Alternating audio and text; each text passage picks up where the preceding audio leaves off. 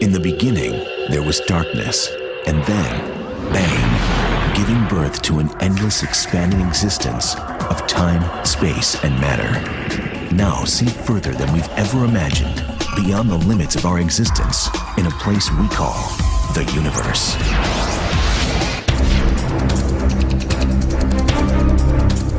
The biggest things in space are gargantuan beasts. Each one is a heavyweight in its galactic division. The universe is an unimaginably large place. It's so big, it's really hard for human beings to actually comprehend things at these size scales. On Earth and in the universe, size matters. But it matters in different ways. In space, bigger is not necessarily better. And oftentimes, the winners live large and die young.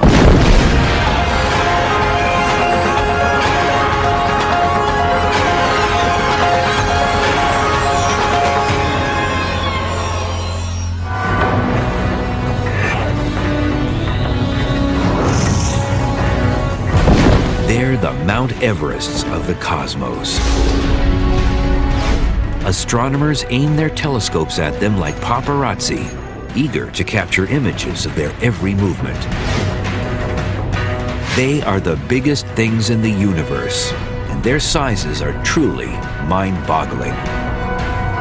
The good thing about being huge in the universe is that the universe is even huger than you are. So there's plenty of space to stretch out and get your size measured among intelligent civilizations that are having a look. The first thing you find out when you start studying astronomy is how darn big everything is. Almost everything you're studying is so far beyond any kind of human scale that we're ever going to encounter in our normal lives. The universe is brimming with gigantic objects. Within our own solar system, Earth is the 5th biggest planet. But it's 100 million billion times smaller than the largest stuff in space. So what holds the coveted title as the biggest thing in the universe? Most astronomers agree it's the cosmic web, an endless scaffolding of superclusters of galaxies surrounded by dark matter, an invisible and mysterious form of matter that accounts for 90% of the universe's mass. The largest thing in the universe, you might even wonder if it's a thing at all. It's a web of dark matter that fills the volume of the universe. Dark matter is this matter that we can't even see. It doesn't emit any light, but it is filled throughout the universe, and there's structure in it. Dark matter is something much more mysterious than most people know. Literally, the stuff that makes me up. Dark matter isn't made of that. I don't think you could smell it. I don't think you could touch it. It simply has gravitational attraction. The cosmic web of dark matter becomes visible when looking at the objects that fill it. This cosmic web really is almost like a three-dimensional spider's web. At the very center of all the vortexes, there are the superclusters, clusters of thousands of galaxies. And then filaments of galaxies connect them all the way across the volume of the universe. The deepest, strongest gravity at the intersections of these web-like structures is where all the gas falls. And that's where galaxies form, clusters of galaxies form. But just how big is the cosmic web?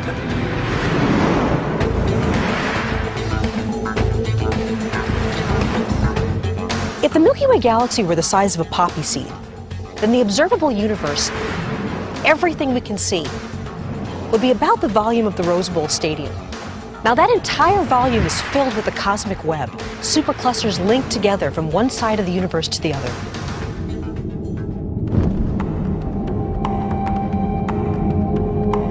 The origins of the cosmic web remain uncertain. But scientists think its initial seeds were planted in the Big Bang, the beginning of the universe. During the Big Bang explosion, the whole universe blew up essentially and expanded very rapidly. So the cosmic matter web contains all of the original matter that was created during the Big Bang, just blown up into the very, very large structures that we see today.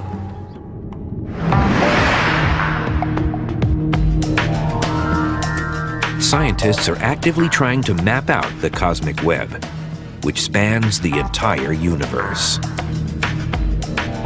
One way is to look at hot X-ray emitting gas and how it's contained by the gravity present in the dark matter. Another way is to look at something called gravitational lensing, where light is bent by the gravity of the cosmic web. And so we're able to sort of see the outlines of that cosmic web by the way it distorts the light that's behind it. The cosmic web basically contains everything in the universe. But some scientists question whether it's technically the largest object, because the web isn't continuously connected throughout space. The cosmic matter web is not actually the largest gravitationally bound object in the universe, because all the matter in the universe has expanded so vastly, the force of gravity is not enough to keep it together in one area, whereas superclusters of galaxies are actually gravitationally bound, meaning that they have enough mass to produce enough gravity to hold them together over the passage of time. Astronomers don't have a firm estimate, but the cosmic web could be made up of hundreds of thousands of supercluster complexes. These are mega collections of galaxies, gravitationally bound, up to hundreds of millions of light years across. The universe is organized hierarchically. Stars make up galaxies, galaxies make up clusters, clusters make up superclusters. You could draw an analogy that a cluster might be the North American continent, and a supercluster might be the association of cities on the North American continent, cities on the European continent, cities on the Asian continent, etc. The current record holder for the largest supercluster of galaxies is called the Shapley supercluster. This dense region of galaxies is 400 million light years long. So it would take the fastest interplanetary spacecraft trillions of years to travel across it. The Shapley supercluster spans several constellations and is almost 650 million light years from our Milky Way galaxy.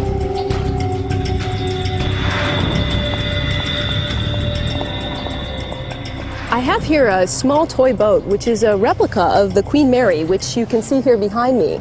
And this little toy is about 4,000 times smaller than the real Queen Mary. If you could just imagine that our own Milky Way galaxy that we live in is the same size as this toy boat, then one of the most massive superclusters that we know about, the Shapley supercluster, would be the same size as the Queen Mary. So this Shapley supercluster would be about 4,000 times larger than our own Milky Way. It's one of the most massive things we know about in the entire universe.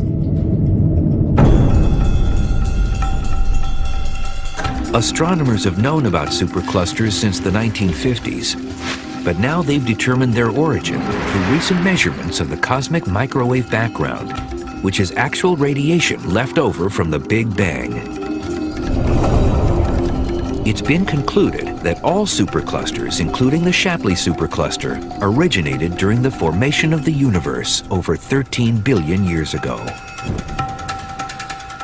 As the universe evolves and expands, gravity is an attractive force, so any region that has a little extra density there attracts more matter and more matter.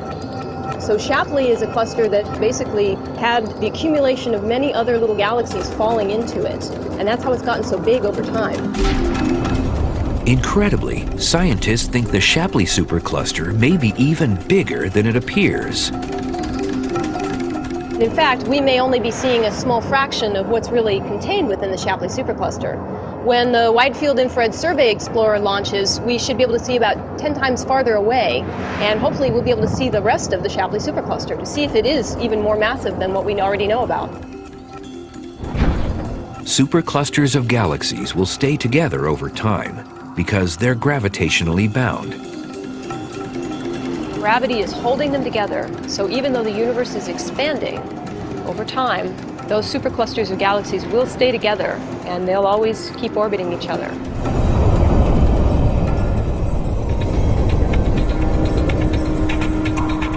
We humans also live in a supercluster complex, but it's less than half the size and about 10 times less massive than the Shapley supercluster.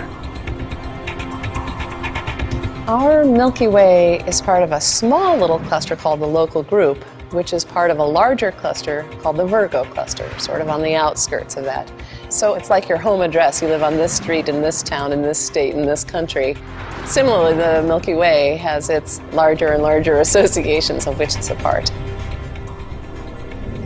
Superclusters of galaxies are the most crowded neighborhoods in space, but they surround equally big regions where almost nothing exists. These bare spots are called voids. Voids are the opposite of clusters. If clusters are where all the galaxies are, voids are where all the galaxies aren't. And you do see this kind of frothy web-like structure of clusters and voids and clusters and voids. So it's kind of like cities and countryside, cities and countryside. The largest confirmed void in the universe remains Boötes. Named after the constellation where it resides, this near-empty space is a whopping 250 million light-years across. That's equal to 2,500 Milky Way galaxies placed side by side. Look out into the cosmos in any direction, and you'll see something. You'll see stuff. You'll see galaxies. You'll see gas, dust. You'll detect dark matter. Everywhere you look, there's something. Yet here's this giant hole with nothing in it.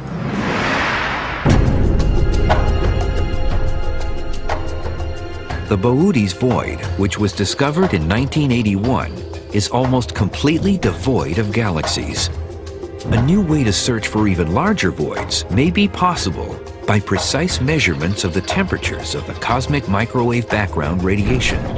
Subtle cold spots in this radiation could locate the directions of large distant voids.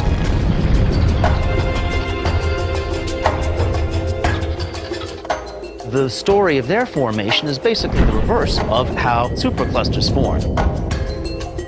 The voids must have started out in the first microsecond of the Big Bang as slightly low-density regions. But with time, they became less and less dense. All of the matter flowed away into the sheets and filaments, leaving the voids emptier and emptier of matter until today there's almost nothing but a few little dwarf galaxies in some of these voids. Voids and superclusters are just some of the big things contained in the even larger structure called the cosmic web. But the web also holds other immense objects, including colossal bubbles that might hold missing clues to the formation of galaxies.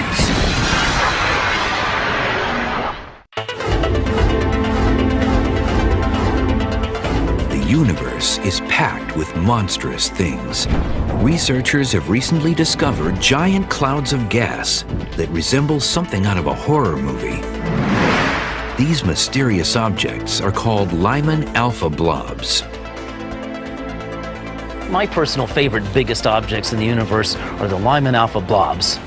An unpredicted, unexpected phenomenon where you're catching a galaxy in the first phases of its formation and collapse.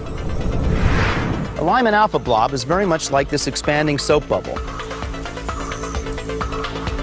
Except in the case of the soap bubble, it's the air which is making it fill up. A Lyman alpha blob is expanding because of heat. A lot of energy has been injected into this gas to make it heat up. And when you put all that energy into a gas, it inevitably tends to puff up and expand exactly like an expanding bubble. In the case of a Lyman alpha blob, it's being puffed up by heat and maybe also by the ultraviolet radiation from the newly formed stars. The largest known Lyman alpha blob is a colossal amoeba-shaped structure that resembles a giant green jellyfish. It's 200 million light-years wide and is located in the constellation Aquarius. When we're looking at the Lyman alpha blob, we're seeing gas that's sort of spread amongst these very first stars and galaxies. It's kind of an amorphous shape of about 30 separate little blobs inside of it. It's very large and very massive. The whole structure is about 3,000 times the size of our own Milky Way galaxy. The Keck and Subaru telescopes in Hawaii contain special filters that are able to see this faraway blob, which spreads out along curvy tentacles. Scientists estimate that the largest Lyman alpha blob was formed about 12 billion years ago, almost 2 billion years after the Big Bang. The observational technique we use to see that gas, it refers to a very specific color of light, emission of light that's called Lyman alpha. So you hear a phrase Lyman alpha blob because if you take an image of the sky through a filter that gives you only that Lyman alpha light, that very special wavelength of light, you'll see a little blob on the sky. Lyman alpha blobs are perhaps precursors to the galaxy clusters we see today. Within these gigantic bubbles may exist cocoons that will one day spawn new galaxies. The Lyman alpha blobs are probably a fairly special, short-lived phase in the evolution to creating a galaxy. I would expect that most of them are going to collapse and form young galaxies in the next 100 million years or so of their lives. So it's a special phase just when a galaxy is beginning to pull itself together. The search of the universe for Lyman alpha blobs is just beginning. We'll undoubtedly find many more of them, and even perhaps some larger ones in the future. Stay tuned. Lyman alpha blobs may hold the answers to the formation of individual galaxies, which are gravitationally bound systems containing stars, gas, dust, and dark matter. At least 100 billion single galaxies exist in the observable universe. They range in size from 10,000 to millions of light years across. Galaxies, these titanic collections of stars, I think of them as cities, having been born in one myself. Not only a galaxy, but also an actual city. A native of New York, where everyone is crowded together. Galaxies are sort of how matter has organized itself in the universe. In the competition for largest single galaxy in the universe, sizing up a winner is challenging. The problem in saying what's the largest galaxy is in deciding where they end. Galaxy does not have a sharp edge, it just gets thinner and thinner as you go further out. It's exactly analogous to saying where's the end of a very large metropolitan area. Where's the end of Los Angeles? You can go out 50 miles and you'll still find a fairly high density of suburbs. The suburbs of a big galaxy like the Milky Way extend out very, very far, more than 100,000 light years. And with a giant galaxy, those suburbs extend out hundreds of thousands of light years. Since scientists can't determine a clear winner, several galaxies share the title as biggest. They're called cluster diffuse, or CD galaxies, and they sit in the centers of rich clusters of galaxies. If you think about the cosmic web as being sort of like a three-dimensional spider web, well then the spiders lurking in the middle of the web are these monstrous CD galaxies, as we call them. These galaxies can have masses that are, in some cases, maybe 10 times or 20 times the mass of our own Milky Way. These CD galaxies are the largest galaxies in the universe. For example, IC 1101 sits in the center of a galaxy cluster called Abell 2029, and it's 6 million light years across. Compare that to our own Milky Way, that's 100,000 light years across.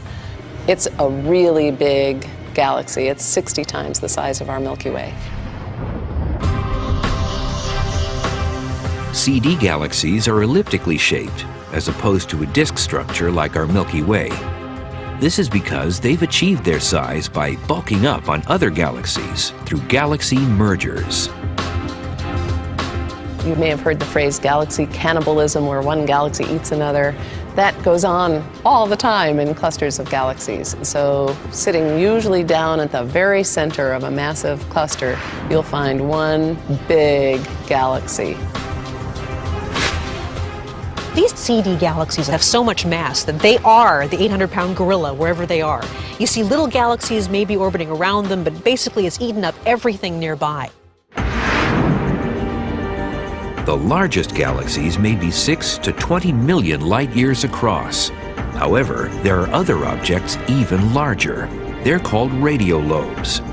Stretching out from both sides of a galaxy, these immense structures are actually hurling jets of charged particles that emit radio waves.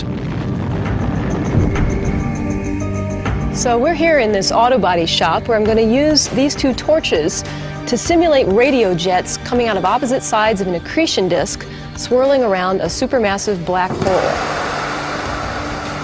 So in the visible, you see a small blue flame coming off of the torch. But in the infrared, you can see that the heat from the torch extends much, much further out. Similarly, with the radio jets, what you see in the optical is actually quite different from what you see in radio waves. A typical lobe might be 160,000 light years as the lobe spreads out on both sides of the galaxy. That's about twice the size of the Milky Way galaxy's disk.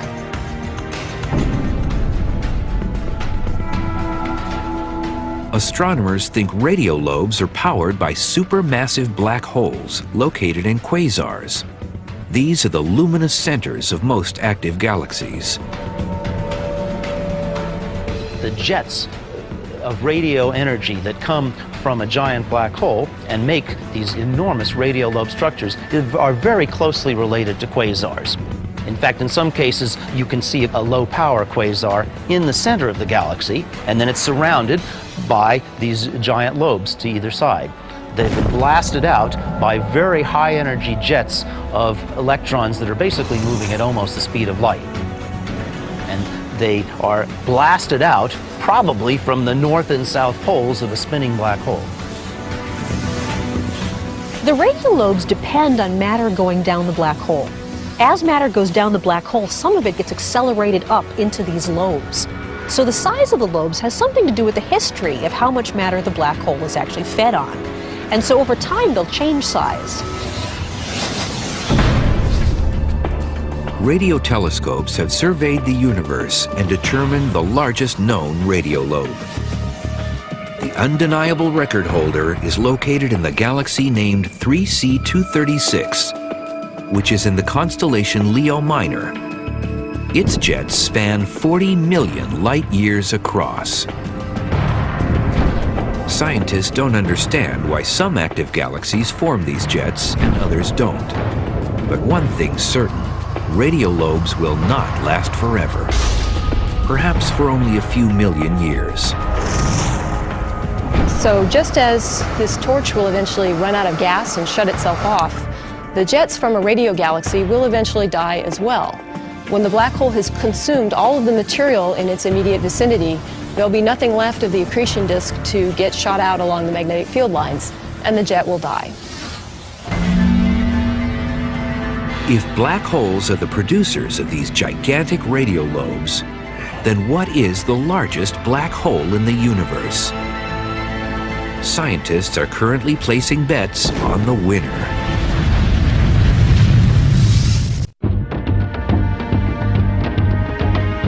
When it comes to the biggest things in the universe, some black holes earn a place in the record books.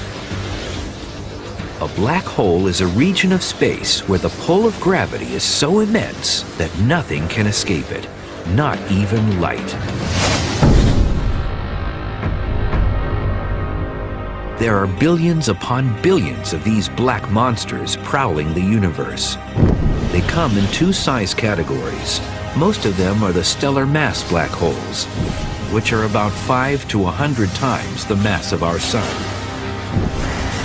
And then there are the supermassive black holes that are millions to billions of times the mass of the sun. We have the supermassive black holes, the kind that we seem to be finding in the centers of every galaxy where we've had the resources to look. Havoc is wrought upon your environment if you're a star orbiting close to one of these supermassive black holes in the centers of these galaxies.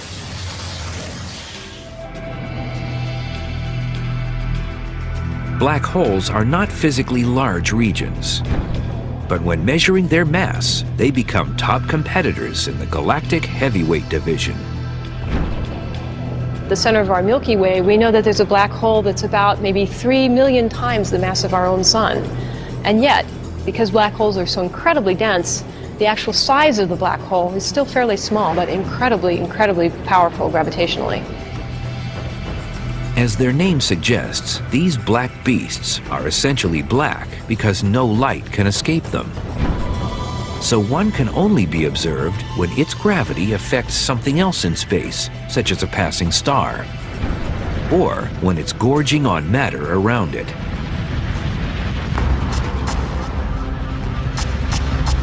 So, what is the reigning black hole champion?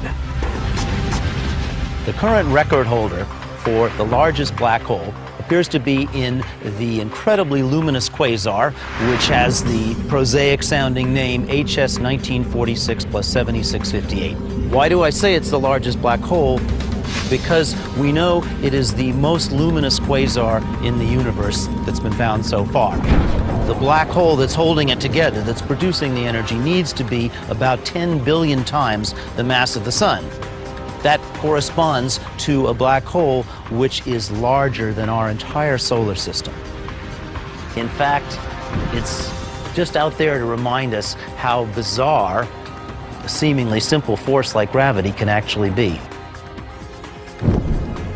The largest supermassive black hole wields power in the center of a galaxy.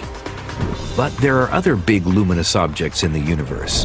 In fact, there are some that seem to exist everywhere we look. When we glance into the nighttime sky, we see stars, twinkling dots of light that are actually luminous balls of plasma. Although they may seem small from Earth, stars come in a variety of sizes. From red dwarfs, which are about 1/12 the mass of our sun, to blue-white supergiants that can get as big as 150 solar masses. Our Milky Way holds 100 billion stars, including our sun, which is over 300,000 times the mass of planet Earth. And this cosmic beacon is a literal powerhouse in our solar system.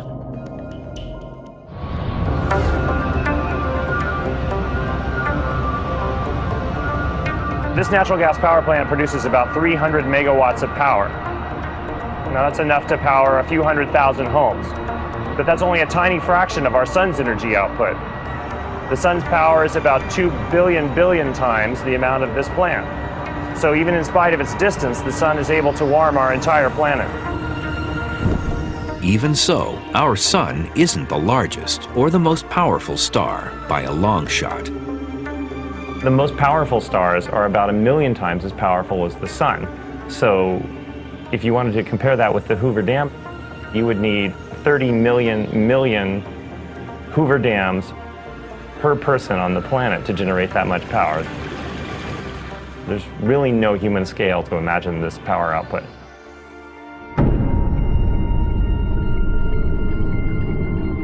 The largest and most powerful stars that produce this kind of energy are called red hypergiants. That's a class of stars that's even larger than supergiant stars. So typically stars like our sun are fusing hydrogen into helium to make their energy. But hypergiant stars have already exhausted all the hydrogen in their core, and they're fusing hydrogen into helium in the outskirts around the core, and that makes them extremely hot and energetic, and all that energy causes the star to swell up. And so the star ends up with a very large surface area. Surface areas of the size of the Earth's orbit or even bigger. Within the hefty field of red hypergiants, VY Canis Majoris appears to have the largest diameter. It's 2,000 times wider than our sun, and consequently, it would take the world's fastest race car 2,600 years to circle it once. This stellar champ lives about 5,000 light years from Earth, in the constellation Canis Majoris. If you replace the sun with VY Canis Majoris, if you put this hypergiant star where the sun is, its radius would extend out past Saturn's orbit. It'd be about 9 times as far from the sun as the Earth is. So this is a much broader in diameter star than our sun is. Astronomers determine the radius of such a large star by looking at its temperature. We use measurements of the temperature of the star's surface, which we can get from the color of the star, and then we will also measure the total power output or luminosity of the star. And by combining those, we can determine what the total surface area is of the star, and from that we get its diameter. Now, that assumes that you can measure its luminosity fairly well and that you know something about its temperature from its color. Most of the time, they just simply appear as pinpoints of light, and it's impossible to actually resolve it. Although there are new instruments now called interferometers, which are capable of resolving even very tiny point sources, like stars. And in some cases, there have been direct measurements of stellar diameters.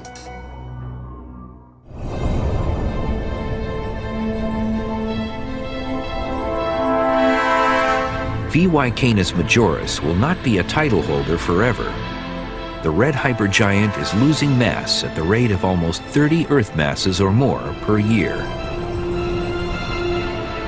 The largest stars in the universe, like VY Canis Majoris, are actually dying stars. That as stars begin to die, they burn their nuclear fuel much less stably. They puff out over time. VY Canis Majoris is probably only a few million years old. Stars that are as massive as it is don't live very long. They use their fuel up at prodigious rates, then they swell up into this hypergiant state and only live there for a few 100,000 years, a very short time scale, and then rapidly explode as supernova. VY Canis Majoris might have the largest diameter, but when it comes to possessing the most mass, there's another star that tips the scale.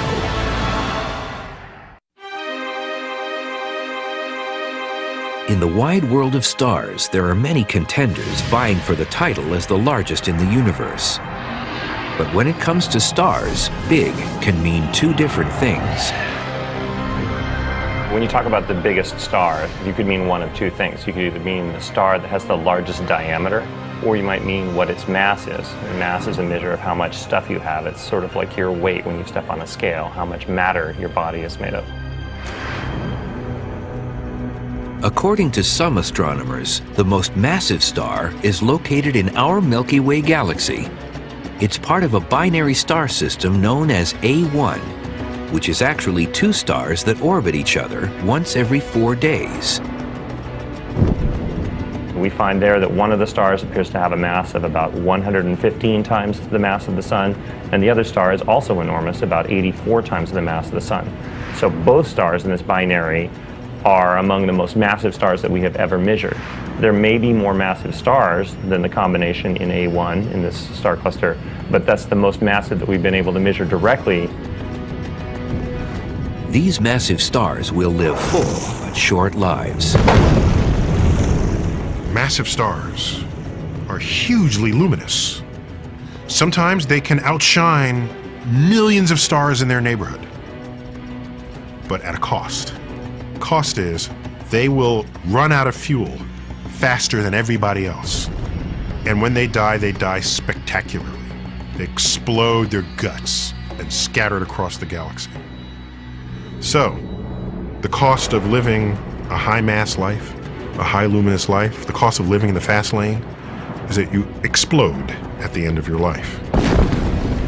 A bright star may burn out faster and die sooner, but at the same time, those hot stars are cooking up elements that are essential for life.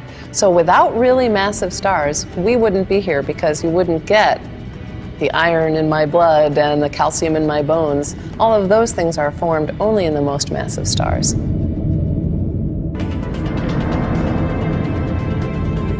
We humans need essential elements from massive stars.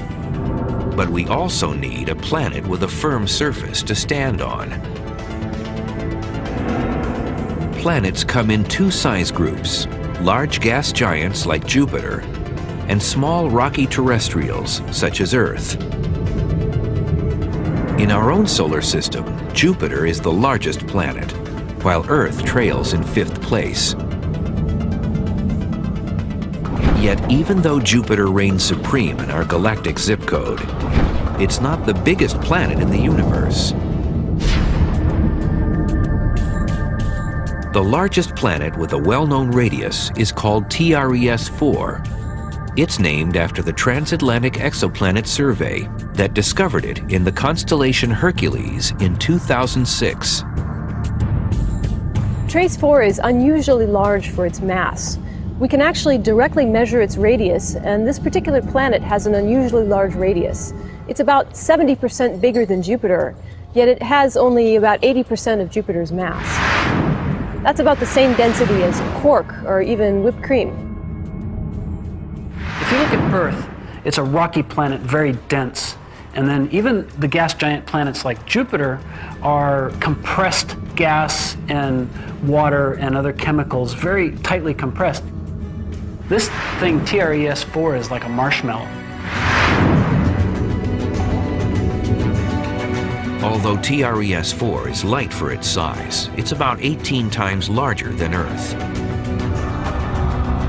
Scientists aren't exactly sure how TRES-4 got so large.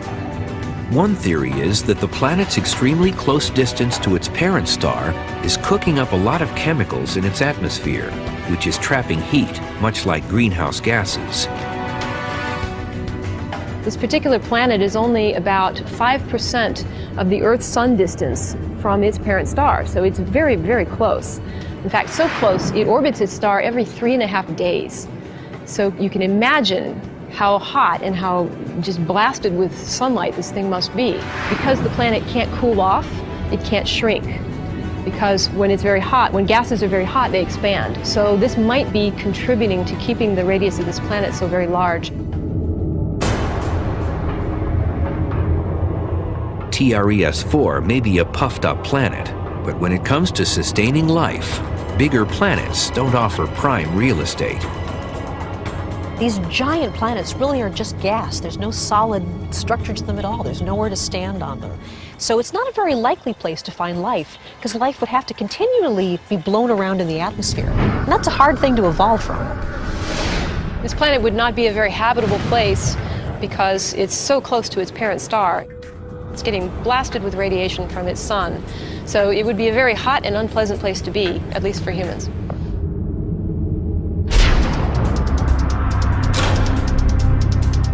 TRES-4 currently has the largest known radius. However, the planet could be bumped out of first place in the near future. Scientists are finding new planets basically every day almost at this point. So it's quite possible that we will find another one that's even bigger than this particular planet anytime. In addition to planets, scientists are also discovering new asteroids all the time. These are rocky bodies that didn't become planets. And the largest one may exist in our galactic neighborhood.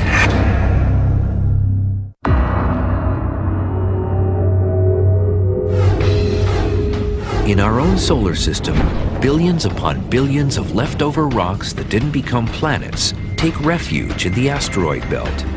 Some are as small as grains of dust, and others are the size of nations.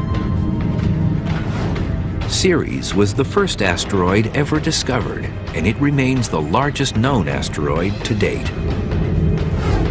Named after the Roman goddess of plants and harvest, Ceres is about 600 miles in diameter, so it's almost as large as the state of California. Ceres is so big that it contains 25% of all the mass in the asteroid belt. Ceres is so big that if you took all the other asteroids in the asteroid belt and glued them all together, they'd only be about 2 or 3 times bigger than Ceres.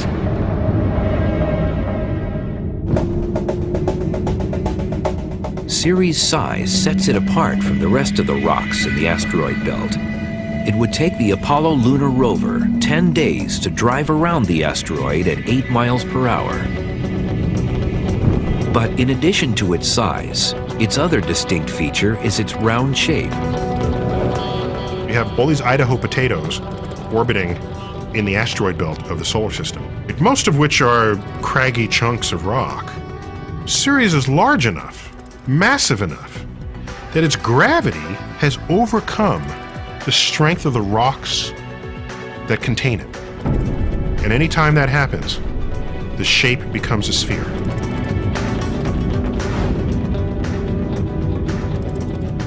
Because of its round shape, Ceres now holds a dual title. The current definition of a dwarf planet is something that in fact is massive enough and has enough self-gravity to form itself into a round shape. And in fact, since Ceres is round, we also call it, in addition to being an asteroid, a dwarf planet. We know only a little bit about the composition of Ceres right now. We know that it's made primarily of rock, but it may also have water ice, and in fact it could have clay inside it as well. The Dawn mission is actually going to go to Ceres and enter into orbit around it, and they'll bring a whole suite of instruments to bear on it, so we should learn a lot more about the composition of this unusually large asteroid in our own solar system. Ceres may be the largest asteroid in our solar system, but it's a big universe out there. It's quite possible that as we go on to exploring other solar systems outside of our own, that we may in fact someday find an asteroid larger than Ceres. Our solar system contains some oversized objects. The largest planet, Jupiter, has the biggest moon, named Ganymede. Planet Mars actually contains the largest volcano, called Olympus Mons. It's 17 miles tall, which makes it about 3 times taller than the biggest volcano we have on Earth. It's so tall that if you stood at the base of Olympus Mons, you wouldn't be able to see the top due to the curvature of Mars itself. So in our own solar system, the biggest things definitely have had a powerful shaping effect on the universe. One might guess that the Sun would take top honors as the largest thing in our cosmic suburb. It's 1,000 times more massive than Jupiter. But is there something bigger? The largest object associated with our solar system is the Oort cloud. And this is a very diffuse cloud of comets that literally extends about halfway out to the nearest star, Alpha Centauri. Alpha Centauri is about 4 light years away. Astronomers estimate it would take the space shuttle hundreds of thousands of years to travel around the outer edge of the Oort cloud. The Oort cloud is so dark and so distant that we really can't directly observe it. But what we do know is that comets come in from every direction on the sky. So there must be a spherical cloud of comets far away from us.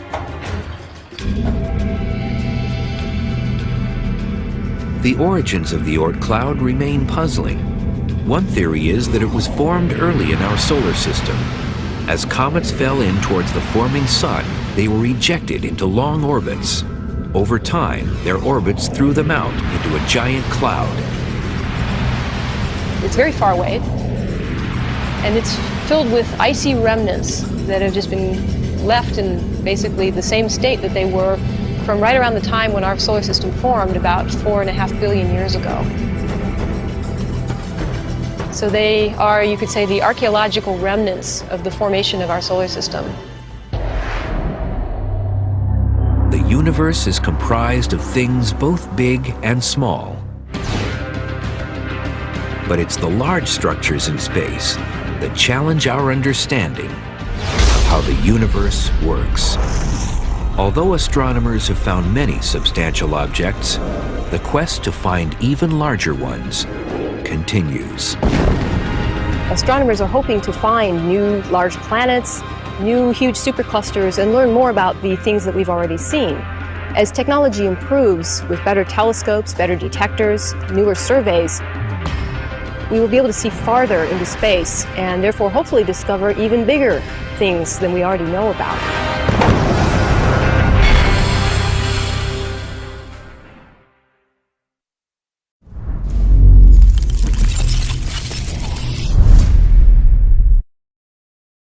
From galaxies that are 13 billion years old to the changing color of Jupiter's great spot, we take a look at 15 objects in space that we can't explain. Number 15. The Moon's mysterious magnetic field. The Moon has remained magnetically inert for eons. but new research confirms that this was not always the case. Over 4 billion years ago, an inner molten moon core whirled against a lunar mantle, much like Earth's own dynamo, and a potent magnetic shield extended from the moon. Surprisingly, our scrawny little moon was actually able to generate a mightier field than ours. No one knows why such a puny body displayed such potent magnetic activity, with current answers running the gamut from we don't know to magic. Number 14. The asteroid with rings. All our gas giants are encircled by rings, though most of these are tenuous wisps of debris quite unlike Saturn's massive sets of bling. And now, for the first time and quite unexpectedly, astronomers have found rings around a much smaller body. Meet Chariklo, an asteroid measuring only 250 kilometers across, yet boasting its own ring system. Chariklo, though the largest object in its cosmic vicinity, looked like an unremarkable chunk of space rock. It turned out that Chariklo sports not only one, but 2 cosmetic necklaces.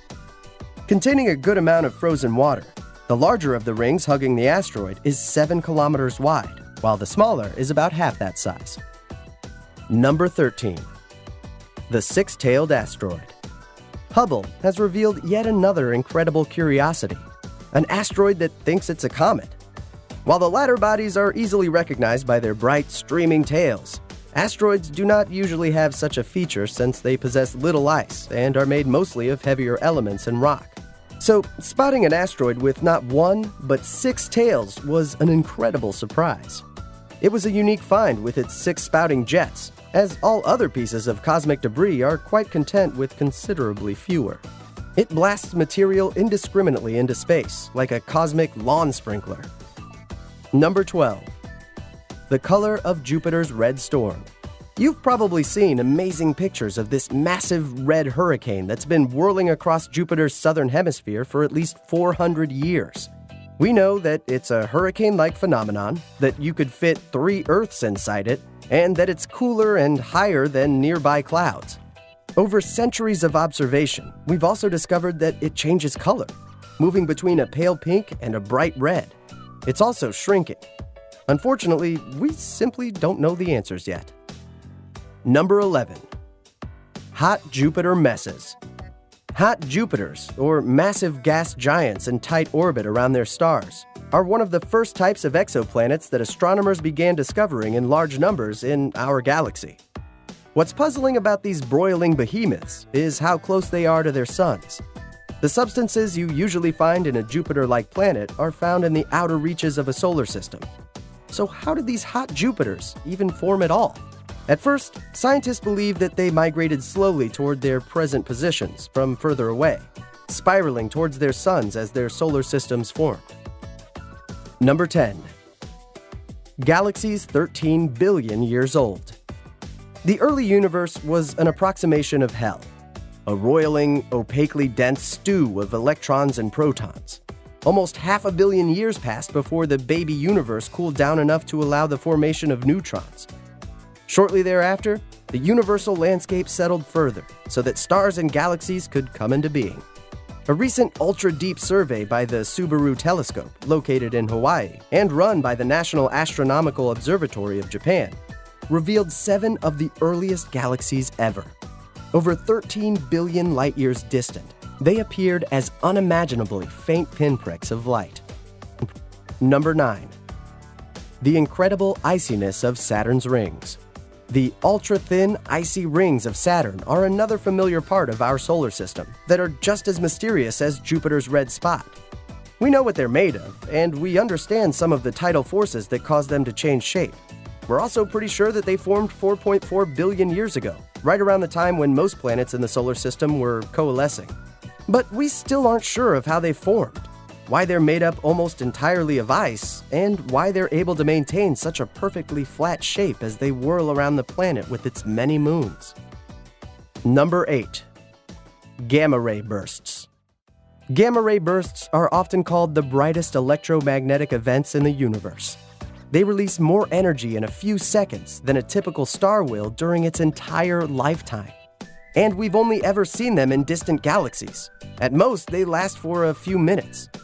UC Berkeley astrophysicist Martin Cirque said via email, "They have been known for 40 years, but their cause is still unknown. Some have been correlated with very distant galaxies, but most correlate with nothing." Number 7. The shape of dark matter.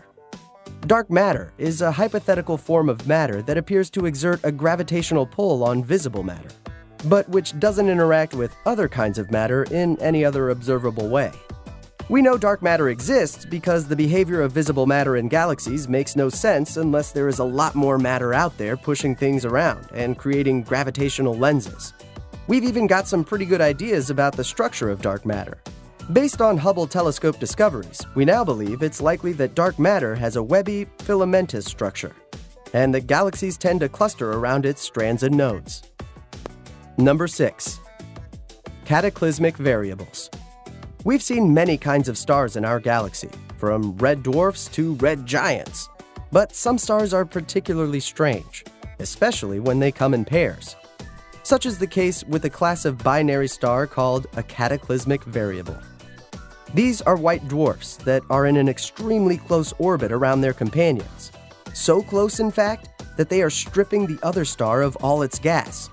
The particularly odd thing about these objects is that white dwarfs are the cores of red giants, and the companion stars orbit so close that they must have once been deep inside the red giant. Number 5.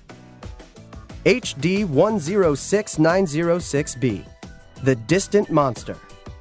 This supermonster is 11 times more massive than Jupiter, and its gaping orbit highlights all sorts of flaws in our tenuous understanding of planetary formation. HD's distance from its parent star is an absolutely mind-boggling 650 astronomical units, or AU. The incredibly lonely Neptune, our most distant planet, lumbers around the Sun at a distance of 30 AU. This is already an amazing range, but HD is so far separated from its parent that Neptune and the Sun are comparatively within hugging distance. This huge discrepancy is responsible for the addition of many asterisks above our planetary formation theories, as astronomers scramble to explain HD's distance in spite of its vast orbit and heft. Number 4. Uranus is stormy. Astronomers have been caught completely off guard by Uranus. The second farthest member of our solar family is typically frigidly calm. But for some odd reason, the planet is currently awash in raging storms. Dazzling Uranian tempests were expected back in 2007, during its equinox as the planet completed half of its 82-year orbit, and the full solar fury was unleashed directly upon the equator. Yet the stormy weather was supposed to be a bait as Uranus continued its journey around the Sun. It hasn't. Number 3. UV underproduction. We pride ourselves on ascertaining the many universal balances that seem to occur throughout the cosmos. One such correlation has been observed between ultraviolet light and hydrogen, as the two have been found to coexist in well-defined proportions. Two accepted processes produce UV radiation, unruly young stars and massive black holes. But more UV radiation exists than could have been produced by the two. Astronomers can't explain the superfluous UV production and are forced to admit that at least one thing we thought we knew about the present-day universe isn't true. That's quite disheartening, considering that UV hydrogen balance was believed to be very well understood. As in many times in the past, astronomers are forced back to the drawing board. Number 2. KIC 2856960, the Triple Star System. The Kepler Space Observatory is usually busy hunting down new planets, but it spent 4 years of its life tracking 3 gravitationally bound stars, collectively known as KIC 2856960. KIC was just a run-of-the-mill triplet, 2 little dwarf stars orbited by a third stellar body going stag. Nothing weird so far, just 3 stars. Kepler saw 4 daily dips in the light curve as the binary dwarfs crossed each other every 6 hours. It also saw another slight decline in the observed light every 204 days caused by the eclipsing third star. For now, the stellar threesome has astronomers stumped. Number 1. The entire structure of the universe. Let's start by talking about dark energy, which isn't really related to dark matter. It's just that astronomers call things dark when they don't know what the heck they are. Dark energy is speculated to be the force that is making the universe expand. Maybe it's something like gravity, a force that affects all matter. We just don't know. But many measurements and experiments do confirm that the universe is inflating all the time, and is actually inflating faster and faster. Maps of that light have revealed something truly incomprehensible. Every point in the early universe seems to be pretty much the same temperature, despite each point being casually disconnected from the other.